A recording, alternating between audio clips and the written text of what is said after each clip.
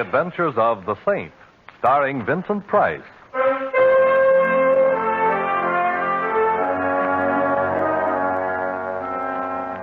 The Saint, based on characters created by Leslie Charteris and known to millions from books, magazines, and motion pictures. The Robin Hood of modern crime is now transcribed for radio, starring Hollywood's brilliant and talented actor Vincent Price as the Saint.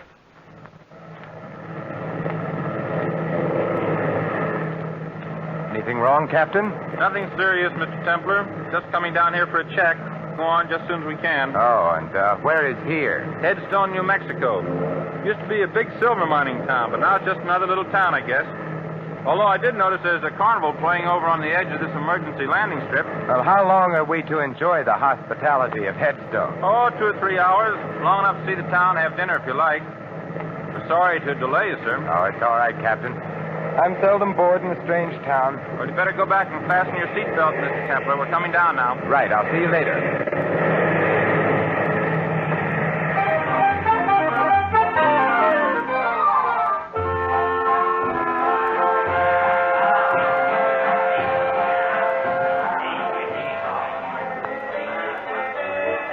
Well, good evening, Saint. You know me?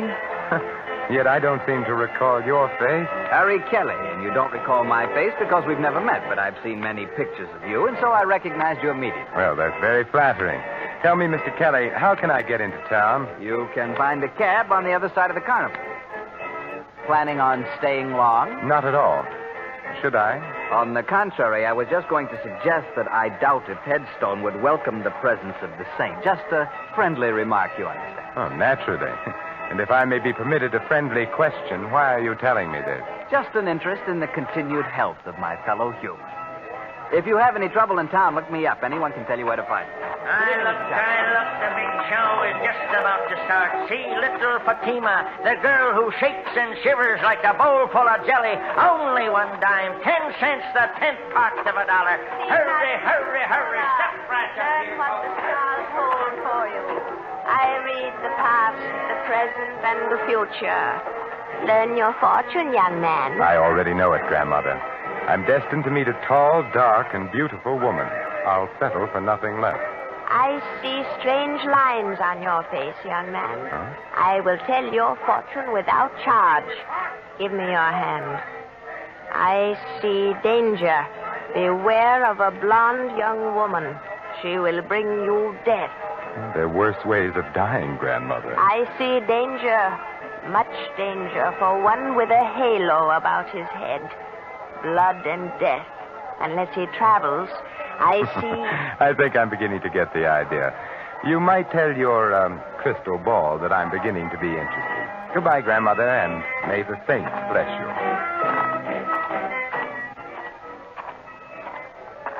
Taxi, mister? Oh, thank you. Say, do you suppose you can drive me somewhere that serves a good dinner? Sure. The Silver Dollar Hotel. Oh, fine.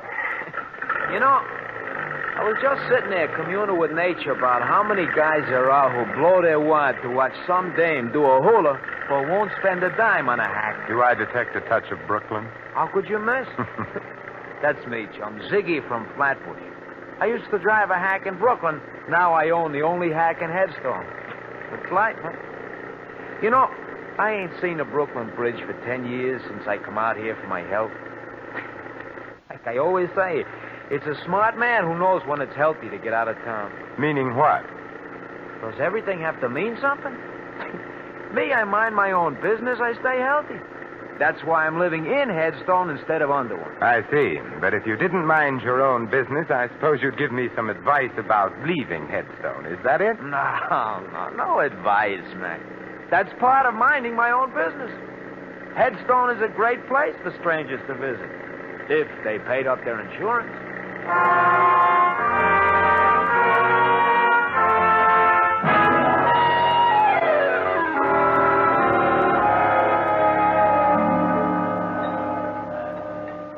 Here you are, waiter. Very nice dinner. My check, please.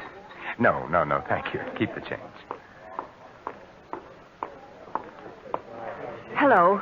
Well, Well, this is a surprising hotel. First a beautiful dinner, and then an even more beautiful blonde. May I sit down? Oh, by all means, Miss... Betty Connelly. You're Simon Templar? I should have worn my dark glasses. But now that the truth is out, you might as well call me Simon. All right, Simon. Now, how did you know who I am? Now, don't tell me that you were just passing and recognized me. Well, Ziggy told me that you were here. He owns and drives the taxi here in Headstone. I know I shouldn't look a gift blonde in the hair, but why did Ziggy tell you I was in here? Well, Ziggy knows that I need help, and he thought, well, that is, since you're the saint, you might help me. Well, I have been known to help beautiful blondes on occasion. But tell me why you should need help, Betty. Someone's been trying to kill me. Oh, there should be a law against that. Are you sure? I've been shot at twice, and everybody here has been very unfriendly, except Ziggy and a man named Harry Kelly. I've noticed the unfriendliness in this town. But being unfriendly towards you is obviously an indication of insanity. Oh, please don't joke about it. I'm frightened. All right, my dear. Now tell me about it. Well, my father was known as Silver Slim Connelly. He lived here for years, but he sent me east to school when I was very young, and I didn't come back here until recently. My father died about a month ago. Oh, I'm sorry. He was broke, and all he left me was his old silver mine. He called it the Betty Mine, after me. And I take it somebody wants the mine.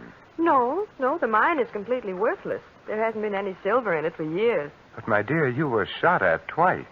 Have you any idea who did the shooting? No, but it might be the same man who told me to get out of town. Oh, who? Mike McCarthy. Ziggy says he's an eastern gangster who's been living out here for several months. Will you help me, Mr. Simon? Well, I've never been able to say no to a pretty girl. You mentioned a man named Harry Kelly before. Just who is he? He knew my father. He's been very friendly to me, although he thought I ought to leave town, too. I've met Mr. Kelly, and he intrigues me very much. I think we'll go see him. All right. Oh, just a minute. There was some red dust on your coat. Oh, thank you. Ziggy apparently doesn't get enough passengers to keep his cab dusted. Did you say Ziggy was parked outside in his chariot? Mm-hmm. He was when I came in. Oh, there he is. Yes, looking exactly as if he were back in Brooklyn. Ziggy! Oh, so she found you, huh? Thanks to your bird dogging, which I must admit in this case has done much to overcome any natural prejudice against cab drivers that I might have. Say, do you know where Harry Kelly lives? Sure. And let's go then. Hey, don't you ever clean out this hack? What's all this dust? Well, who knows? Maybe it was that redhead that hired me yesterday. So she had dandruff. Ziggy, you missed your calling. You're as funny as an undertaker. Well, now, Ziggy, I don't suppose you'd care to tell me why you warned me to get out of Headstone. Got me all wrong, Saint. I wasn't warning you. I was just talking about myself. And I don't suppose you'd care to tell me why somebody took pot shots at Miss Connelly here and told her to get out of town, too. Me, I don't know nothing. Like I was telling you, Saint, I mind my own business. Maybe you stay ignorant that way, but it's healthier, and I like it like that. Well, in that case, why did you send Miss Connelly in to see me? Well, like you can see, she's a pretty little pigeon. She needs to know some guy who'll help her. Now, it ain't no secret that the saint goes around mixing in other people's business, so I tell her to see you. And who told you I was the saint? I got eyes in my head, ain't I? Like I said, I used to hack in Brooklyn. I got around. What about this Mike McCarthy? Strictly smart money, Saint. Huh? A lot of guys have crossed his path once, if you get what I mean. What about Harry Kelly? Local stuff. A nice schmo, but no more. You're doing all right for a guy that doesn't know anything. You got me wrong, pal. Ziggy, he looks people over, but he don't see nothing except one guy is tough, another guy is a schmo, and maybe another guy is too nosy. I really don't think we should try to involve Ziggy, Simon. He's been very nice as it is. She's got something, pal. I ain't really equipped for it because the way you're headed, only a saint could feel at home.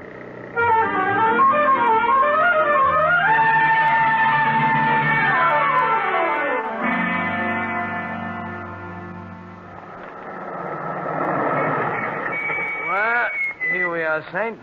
Kelly lives on the first floor in the Ritz. Oh, thanks. Wait for us, Ziggy. We've got a couple of other calls to make after this. Don't worry, I'll wait. If you get in any trouble, just yell. Then I'll drive over and tell the sheriff I heard somebody yell for help. Oh, thanks, pal. Come on, Betty. Well, I hope our friend is in and that he talks. Yeah. Strange. Harry telling you to come and see him if you have any trouble. If he had any connection with me, then why hasn't he said something to me? Well, he sounded to me like a cautious man. Maybe he did know something, but didn't want to say anything unless he felt sure something was going to be done. Well, we'll soon know. Yes, who is it? Simon Templar. Oh, the Saint. Just a minute. Those shots were in that room. This is no time for conversation, darling. We're going in. Oh, but... Like this. Kelly. Oh, Simon. Kelly. Kelly, this is Simon Templar. Saint? Yes, Kelly, the Saint. Who shot you? The window. Saint.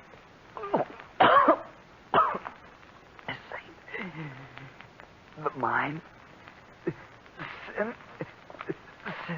Kelly. Well, Betty, he isn't going to tell us anything now. His killer did a very thorough job. Window open. Must have shot from here. There's a shell on the fireplace. But what was he saying? Sounded like spin. Come on, Betty. We're going to spread a little saintliness. And I think I know where to begin.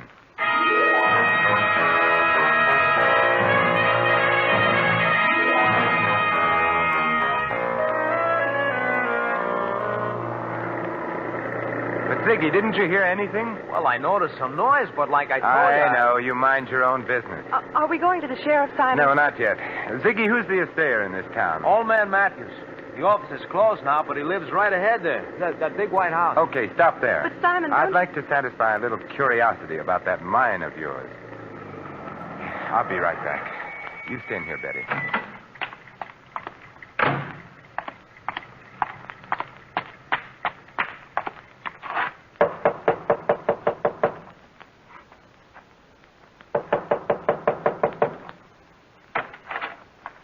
What do you want? Mr. Matthews, Who else should be here? It's my house, ain't it? What do you want? my name is Simon Templar. I wanted to ask you if you know the Connelly silver mine. I know every mine within 200 miles of here, young fella.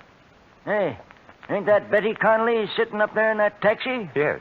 Then why can't she tell you about the mine? She owns it. Well, she has told me, but I just wanted to check about the possibility of a mistake.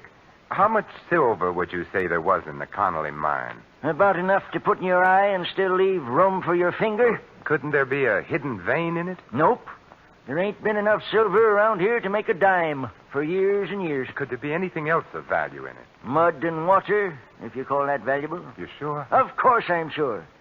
Young fella, I've been here man and boy for 70 years, and I ain't got no time to stand around answering darn fool questions. Goodbye. Well, goodbye.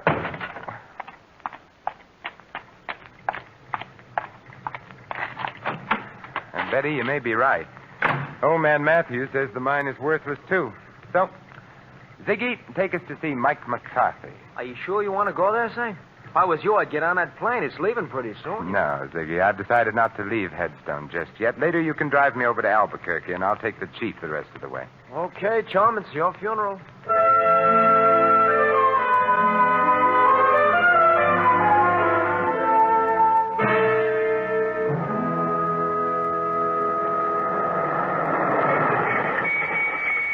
Simon, please be careful.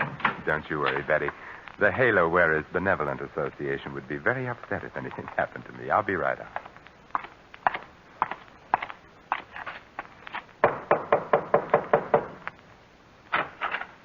Yeah? I'm looking for Mike McCarthy. Well, you found him. It's my Boy Scout training. It never fails. My name is Simon Templar. The Saint? I've been known by that name. So what? It's a very interesting question. I must try to think of an answer sometime. Meanwhile, I thought you might like to know that I heartily disapprove of your telling a certain Miss Betty Connelly that she ought to leave town. What's a girl to you? That's my business. I could make it mine. And if I do, your halo's going to slip down and start choking you. I thought bullets were more in your line. Meaning what? Meaning the shots fired at Miss Connelly and a little gunning job only a few minutes ago. I didn't do any gunning. But I'm liable to if you don't beat it. You sound so sure of yourself, Michael. That's because I got more in my hand than an itching palm. That's a very pretty gun, Mike. But I'm very much afraid that nothing will satisfy my curiosity short of knowing why you want to get Miss Connelly out of town. I got answers for nosy guys. 6 of them. I'll just stand right there. Stay away from that desk, Saint, or I'll... Don't worry, Mike. I have no interest in the desk at all, but I do have an interest in Miss Connelly. And now, Michael, I'll bid you adieu.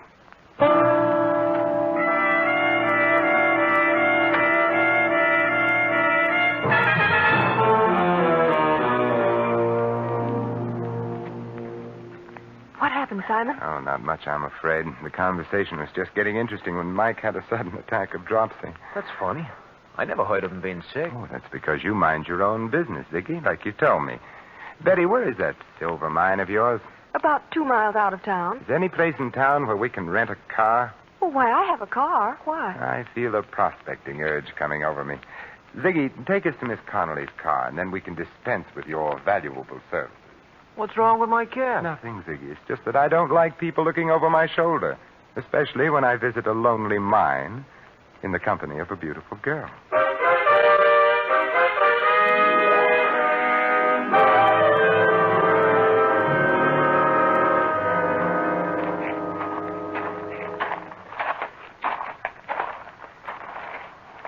Well, here's the Betty mine, although I don't know why you want to see it. Frankly, I don't know either. But as long as I'm here, I might as well take the 40-cent tour. Certainly, sir. Right this way. This old cable car goes down into the mine. All we have to do is stand on the platform and pull the cable. It works with balanced weight. Clever, these 49ers. How far down? On the 40-cent tour, we give the exact distance. 354 feet, 6 inches. Thank you. And thank you for having electric lights in a mine that hasn't been worked for years. Oh, the mine has its own battery. See? Here's a bulb on the car. Shall we go down? What are we waiting for? Let's go. Maybe the lights will go out. Just hold it like that. I've been waiting for you two. Well, Michael McCarthy, I was wondering if we were going to have your company. And this time, wise guy, don't try anything. Don't tell me, Michael, that you're going prospecting with us. I'm riding down with you, but I'm coming back alone. Start the car down, Saint, but don't try no tricks. You have a suspicious mind, Mike. Well, here we go. Call out your floors, please. Mezzanine, ladies' underwear, galoshes, and accessories. You'll be singing a different tune pretty soon, Saint. You both had your chance to leave town your way. Now you're going to leave my way. Oh, Simon, I'm sorry. Oh, don't be, Betty. This is my first ride on an open cable car. And it'll be your last. I wouldn't be too sure. Unless that cable breaks before we get to the bottom. What are you talking about? Sucker! It's a little crowded here for a 1-2, so I guess a 1.5 will have to do.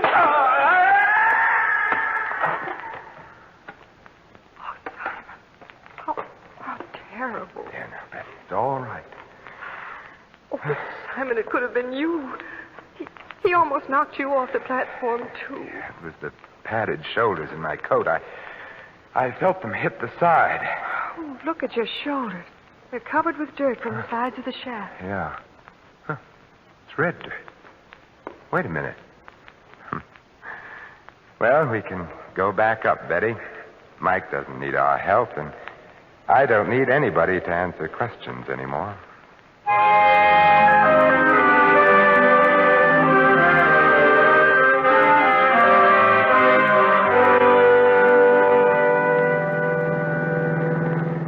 Simon, I'll never understand you.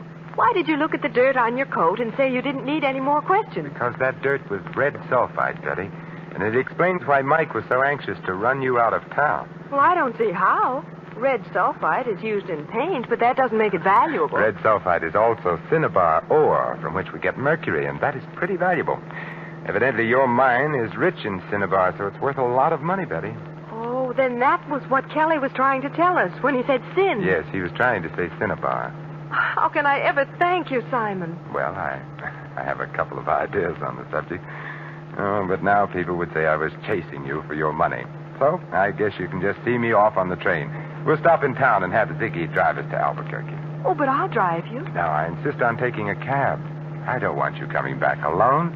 I may want to change my mind about fortune hunting.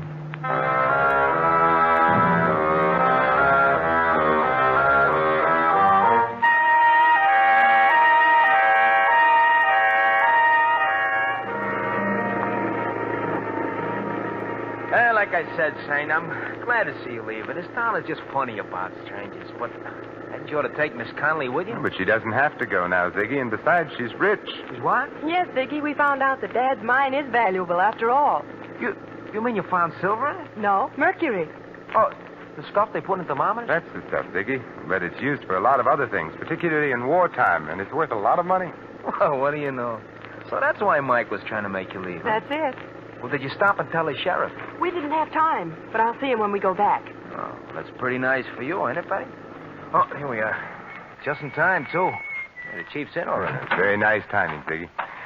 Thanks, Betty, for keeping my forced visit to Headstone from being dull. Oh, Simon, well, why don't you stay in Headstone? I won't know how to run the mine or what to do with the money or anything. You'll learn, Betty. You know what to do when you get back to town? Yes, but will the sheriff believe me? I mean, about Mike McCarthy killing Harry Kelly. I don't think he will, since Mike didn't kill Kelly. But Kelly was shot with an automatic. It ejected a shell on the fireplace, remember? But Mike McCarthy carried a revolver. You saw it. yes, but will the sheriff... Oh, the sheriff will believe when you show him that the gun that killed Kelly is in Ziggy's pocket. What?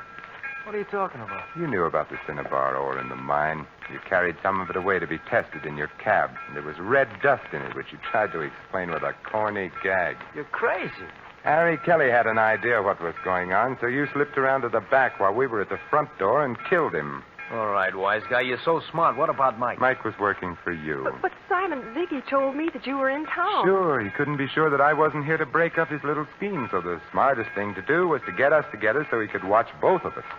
He thought I would use his cab, as I did, and it would be easy. But he slipped up when he sent Mike out to the mine ahead of us.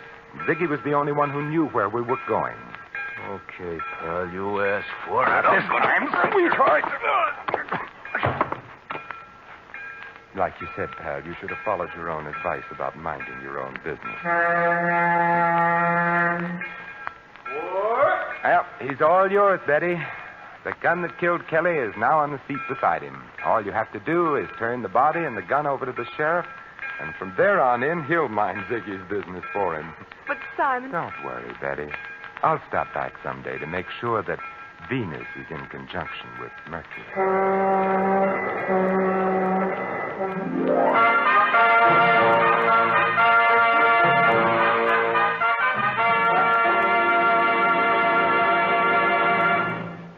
You have just heard another adventure of the Saint, the Robin Hood of modern crime. Now, here is our star, Vincent Price. Ladies and gentlemen, how many times there have been men just like Ziggy, led into crime by insatiable greed, forgetting the simplest truths so aptly phrased by John Dryden. Murder may pass unpunished for a time, but tardy justice will o'ertake the crime. This is Vincent Price extending a personal invitation to all of you to join us again next week at this same time for another adventure of the Saint. Good night.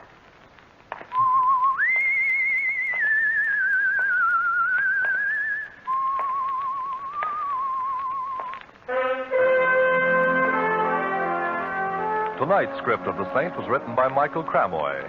Our cast included Harry Bartell, Barney Phillips, Colleen Collins, Fred Howard, and Tony Barrett. The music was composed and conducted by Harry Zimmerman.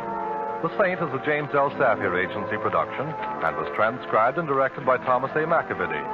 Don't forget that the Saint comic books are on sale at all newsstands. Your announcer, Merrill Ross. This is the Mutual Broadcasting System.